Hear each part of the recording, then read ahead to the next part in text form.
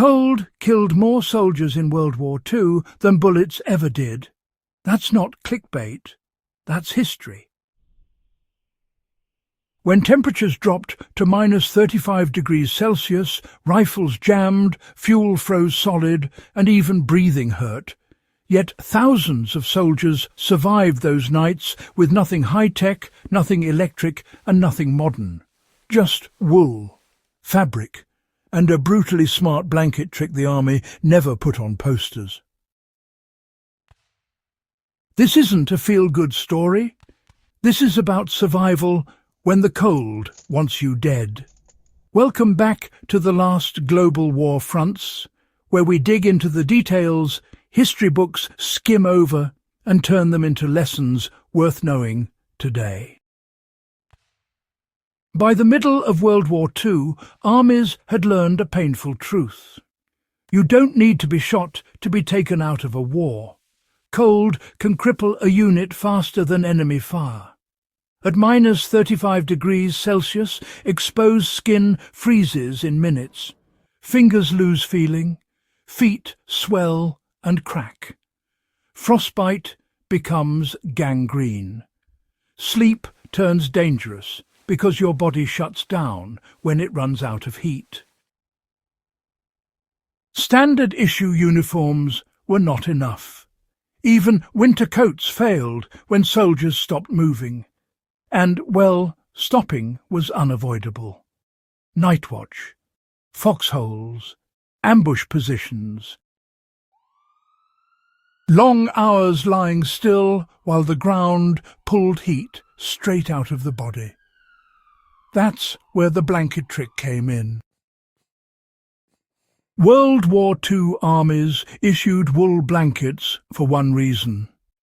Wool traps air, and trapped air is heat. Unlike cotton, wool keeps insulating even when damp. Unlike leather, it breathes. And you know, unlike fur-lined coats, blankets could be layered, wrapped, folded, and reshaped. Soldiers quickly learned that how you used a blanket mattered more than how thick it was. Wrapping it wrong could actually make you colder. Wrapping it right could mean the difference between waking up or, well, never waking up. The trick was simple in theory and honestly ruthless in execution. You never wrapped the blanket tight around your body. Tight meant compression. Compression meant crushed air pockets. Crushed air meant lost heat. Instead, soldiers created a loose insulation bubble. They folded the blanket in a way that left space between fabric and body. That air gap became a heat chamber. Body warmth filled it, the wool trapped it, and the cold stayed outside. Some soldiers draped the blanket over shoulders like a cape, then secured it loosely at the chest. Others wrapped from the feet upward, leaving the upper body freer to breathe and move. The key was always the same: loose, layered, air-filled. Most people think cold air kills you. Wrong. The ground does. Frozen earth, you know, it just sucks heat from the body at an incredible rate.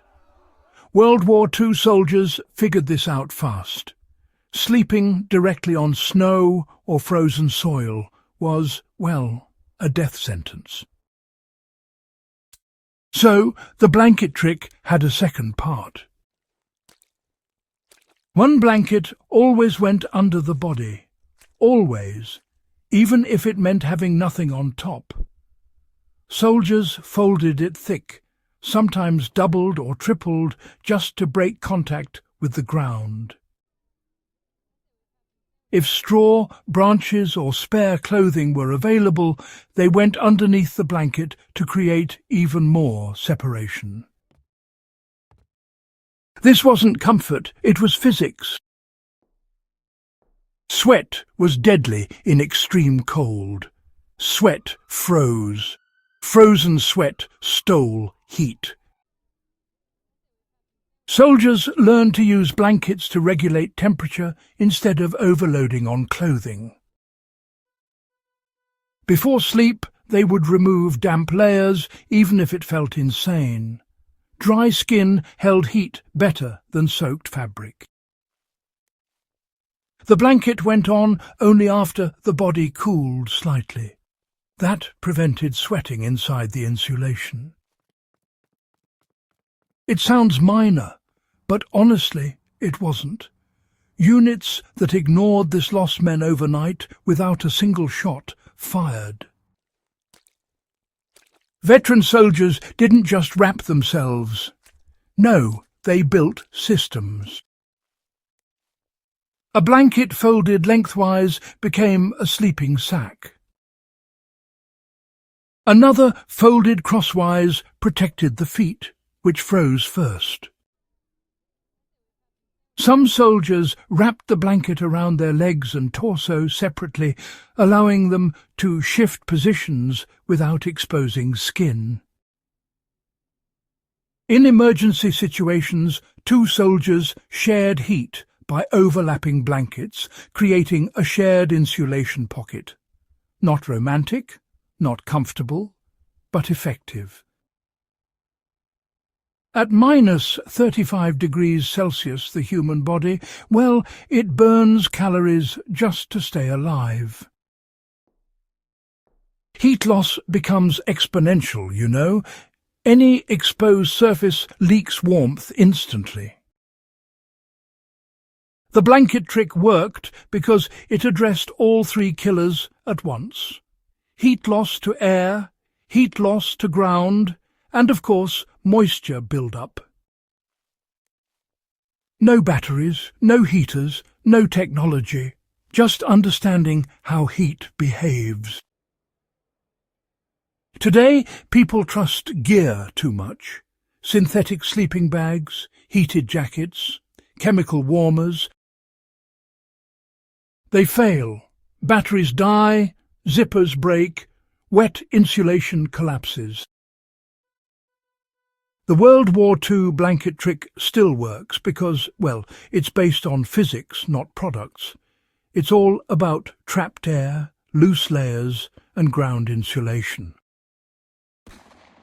That's why, to this day, modern survival instructors still teach variations of it, often without even mentioning where it came from. Now, here's the part history books don't really highlight. You see, much of this knowledge wasn't official. It spread from soldier to soldier, night to night, through loss and experience. Those who learned it survived. Those who didn't often didn't get a second winter. That's the kind of knowledge we focus on here at the last global war fronts. The unglamorous details, the quiet tricks, the human adaptations that made survival possible when conditions turned brutal. Cold doesn't care about ideology, or rank, or courage. It only respects preparation. If you found this valuable, don't keep it to yourself. Share it. Someone out there might need this knowledge one day. Subscribe to The Last Global War Fronts for more hidden World War II survival truths, forgotten battlefield wisdom, and real history that still matters today.